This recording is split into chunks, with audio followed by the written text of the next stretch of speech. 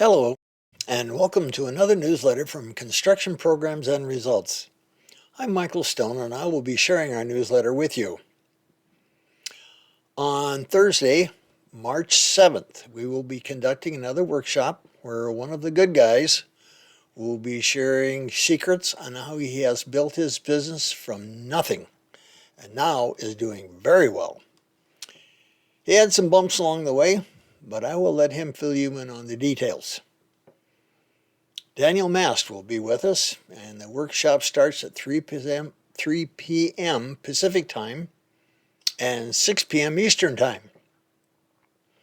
Our workshop last month turned out very well, and we had a lot of good feedback from you, our friends in the industry. You won't want to miss Daniel's presentation. He is fun to listen to and will be sharing lots of good information on building a construction business. On Tuesday, March 19th, we will join Diane Gilson and crew and do a workshop on pre-contract agreements. We will be covering demolition and discovery agreements, design agreements, and letters of intent. And the workshop will start at 10 a.m. Pacific, 1 p.m. Eastern Time on March 19. Put it in your calendar for some insights on how to get paid for all the work you do before and after the contract signing. Links to register for both these events are in the notes below. And speaking of contracts, let's go now to our newsletter.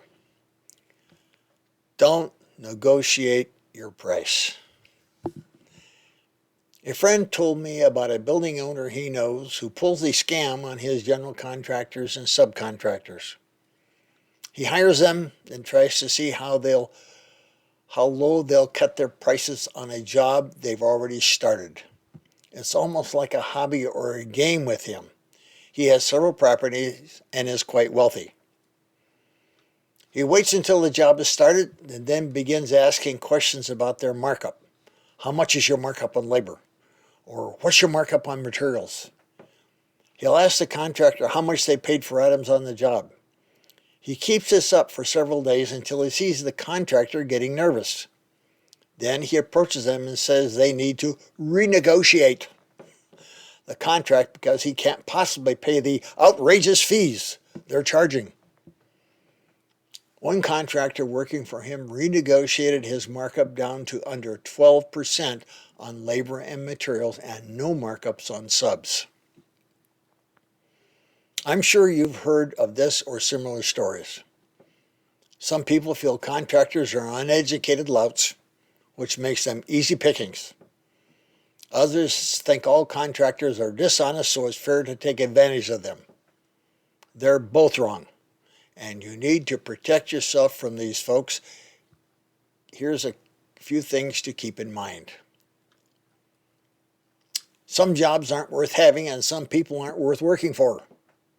If you find a building owner or general contractor who wants to control or negotiate your price, walk away and encourage your friends to do the same. Think long and hard about getting involved, then don't. If you want a friend, go buy a dog. Always make it clear that your price is not negotiable. They can tell you what they want done, when, where, how wide, and how long, how tall, and what color. You tell them your price to do it, and that should be the end of the conversation other than, when would you like us to get started? If they don't like your price, they can change what they want to have done.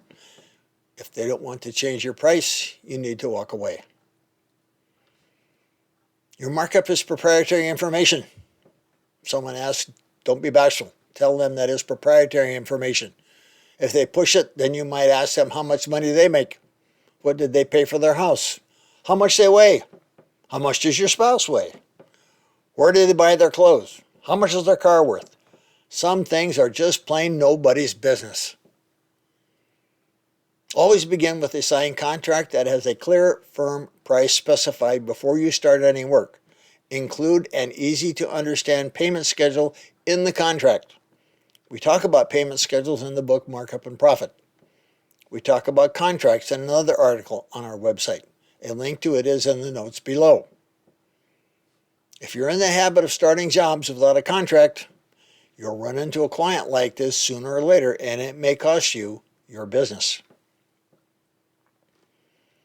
In your contract, include a paragraph of language that gives you the right to cancel a contract if the client is non-compliant, such as being late with or missing a payment, and if that happens, the client owes you expenses for all labor, materials, subs, and other costs, plus at least 50% for overhead and profit.